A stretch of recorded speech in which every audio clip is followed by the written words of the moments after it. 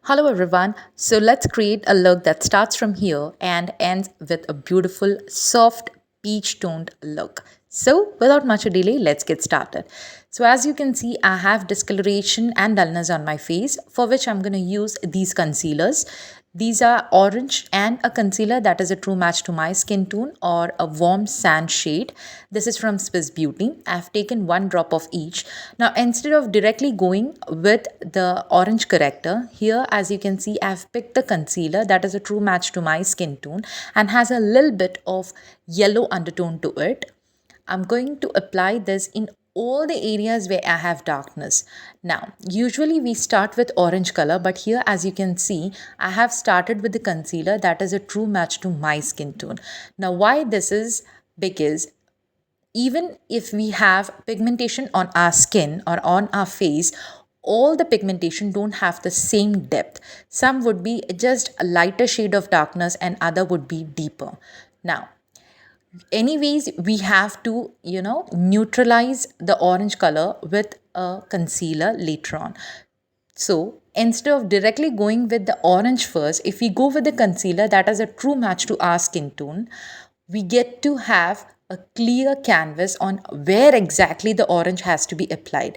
Now, like you can see, I have applied the areas where I have pigmentation, like around my mouth, around my eyes, and wherever it is needed. But certain areas you can see the darkness still peeps out. So here is the role of orange corrector that we need to use. We need to take it very lightly. I'm dabbing off the excess and applying it in only those areas where the little bit of darkness peeps out. Now here what happens is, instead of going and applying the color entirely on all the dark areas, we are applying it in only those areas that truly require the correction, and in other areas we have concealed the dullness. Now this is something that helps a lot to use the product in minimal quantity but in required form.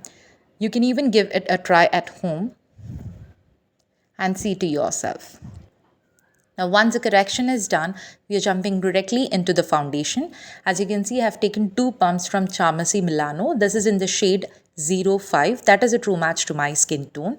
And here I'm going to mix a rosehip serum, two drops of it into it, because I'm going to show you how even a natural or a heavy foundation can give you the look of a tinted moisturizer. If you have a dry skin, instead of going for a serum, you can directly go with the moisturizer that you use. Since I have an oily skin, I'm going with the serum. Now, as you can see, I've picked it with the help of a beauty sponge. It depends completely on you. You can go with the foundation brush as well. Now, always I've been asked, like, while dabbing the product, people don't understand like how exactly that needs to be done. So here very slowly I'm going to show you, without any hurry like how exactly the sponge has to be applied or has to be used onto the skin. You can very clearly see I am actually depositing the product on the skin in a very light dabbing motion. Again, this dabbing doesn't have to be very harsh. If you do it very harshly, the product will come again out. So instead of that, as I showed, very lightly, very slowly, you need to apply the product entirely on your face. Now, as you can see, I'm going to apply, but it doesn't give me any, look like it is very heavy on my face. Now, that's clearly because we have mixed it with a serum.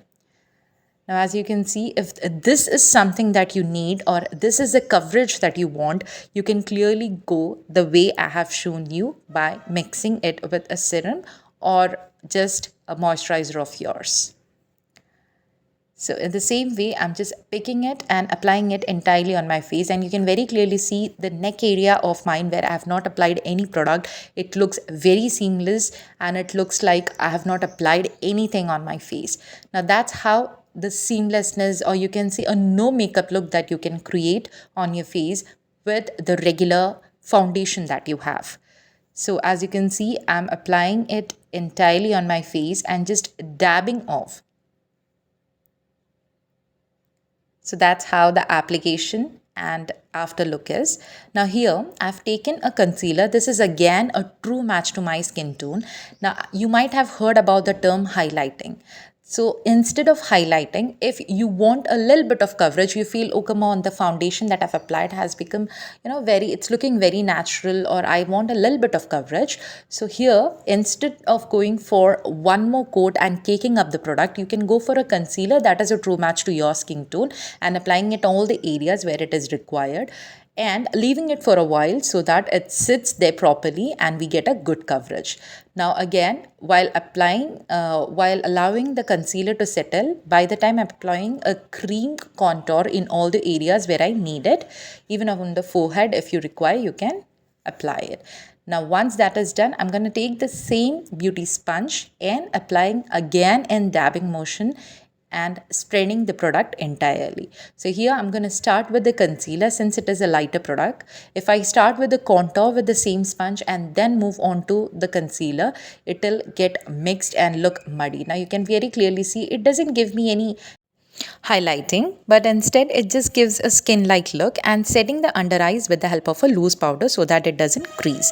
Now for the contour, here I'm using a brush and just blending the cream product upwards so that whatever shadow or the required shadow we are looking for, it just sits into that bone structure and doesn't drag downwards.